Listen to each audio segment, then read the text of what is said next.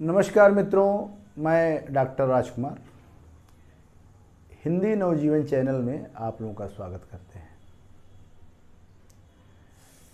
जैसा कि इंटरमीडिएट की परीक्षा पास करने के बाद विद्यार्थी जब स्नातक में प्रवेश करते हैं तो उनके सामने एक समस्याएं होती हैं कि पाठ्यक्रम को कैसे पढ़ा जाए और अधिक से अधिक नंबर कैसे लाया जाए। तो अगर आप लोग वास्तव में जैसे चाहते हैं अधिक से अधिक नंबर लाना, तो जो शिक्षा की 3 कड़ी है, ऊपर शिक्षक बैठा हुआ है, शिक्षक क्लियर है, दिखाई दे रहा है, लॉक हो गया है, फोटो क्लियर आ रहा है। तो शिक्षक और उसके बाद है शिक्षार्थी और एक तरफ है पाठ्यक्रम अर्थात सिलेबस। तो आज हम लोग इस चीज का अध्ययन करेंगे कि बीए, ठीक है, बीए प्रथम वर्ष अर्थात प्रथम सेमेस्टर में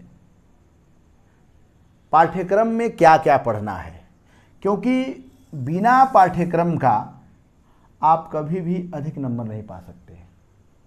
यानी शिक्षा की जो कड़ी है, इसमें शिक्षक की भूमिका अहम होती है, साथ साथ जो शिक्षार्थी हैं, शिष्य हैं, उनकी भी भूमिका अहम होती है और सबसे अहम होता है पाठ्यक्रम।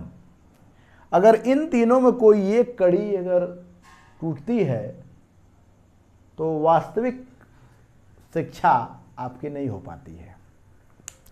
तो आज हम लोग देखेंगे कि बीए, ठीक है, प्रथम वर्ष में प्रथम सेमेस्टर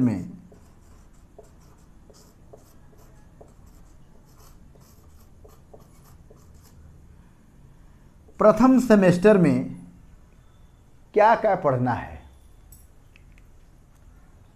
तो यहां जानकारी के लिए आप लोगों को हम बता दें कि पहले बीए 3 साल का होता था, साल भर में परीक्षाएं होती थी, लेकिन अब राष्ट्रीय शिक्षा नीति में बीए का पाठ्यक्रम पूरी तरह बदल गया है। तो हमको कैसे पढ़ना है यह जानने की जरूरत है। बीए में जब आप स्नातक में गए हैं, इसको थोड़ा भिगो दीजिए, जब आप स्नातक में गए हैं तो बीए, ठीक है, भाग 1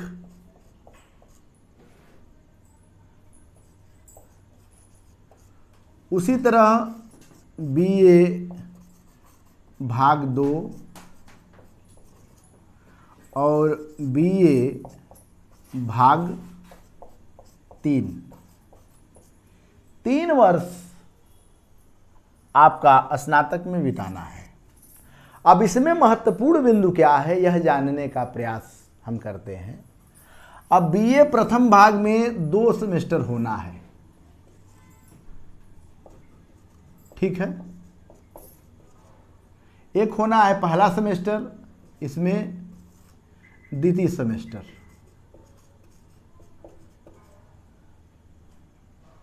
इसी तरह इसमें जो है कि तृतीय, इसमें 4th, इसी तरह इसमें भी 2 सेमेस्टर होगा, 5वां 6वां।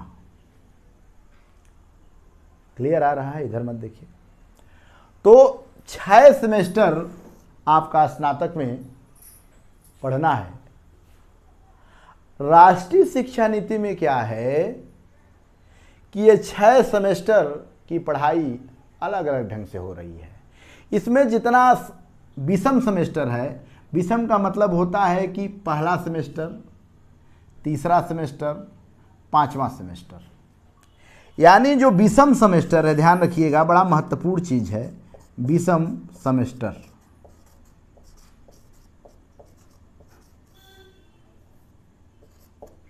विषम सेमेस्टर में क्या है कि आपकी जो परीक्षा होगी, यानी पहला, तीसरा, पांचवा, इस सेमेस्टर में जो परीक्षा होगी लिखित होगी। और लिखित किस तरह का होगा? प्रश्न पूछा जाएगा, उसका दीर्घ उत्तरी, लघु उत्तरी में जवाब देना होगा। उसके बाद जो सम सेमेस्टर है, सम सेमेस्टर, जो सम सेमेस्टर है, सम सेमेस्टर में बहुविकल्पी आएगा, 2, 4, 6। इसमें क्या होगा?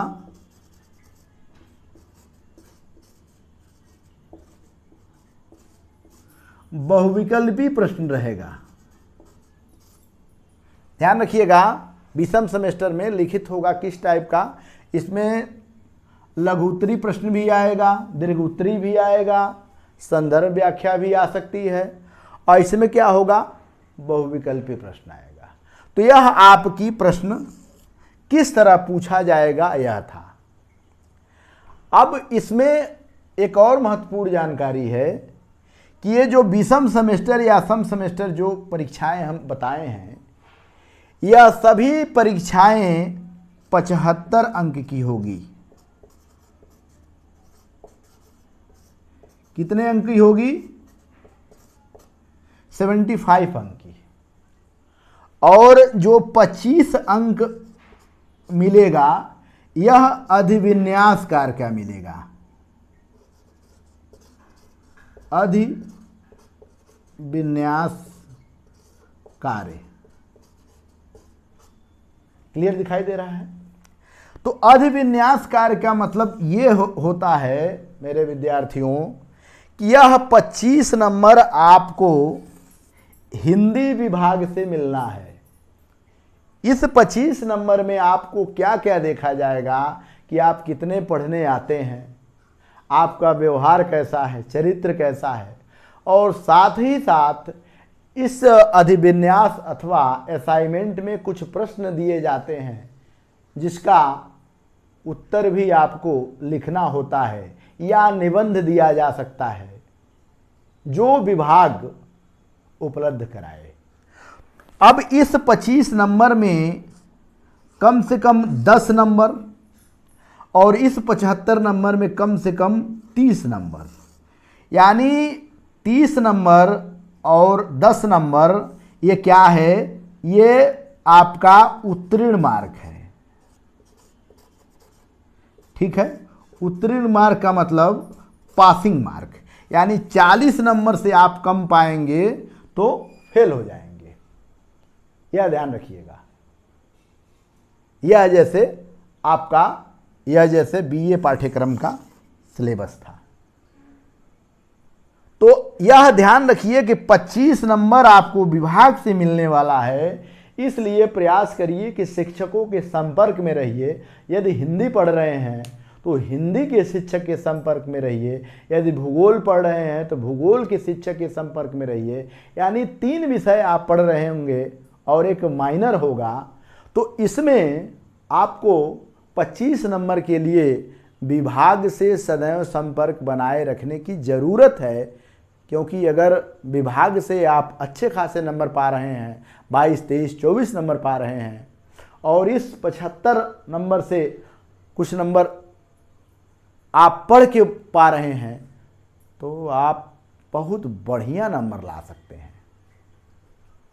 मुझे आशा है कि आप लोगों को हमारी बात अच्छी से समझ में आई होगी। यदि कोई समस्या होगी तो आप हमारे विभाग में सीधे आकर हमसे संपर्क कर सकते हैं। बहुत बहुत धन्यवाद।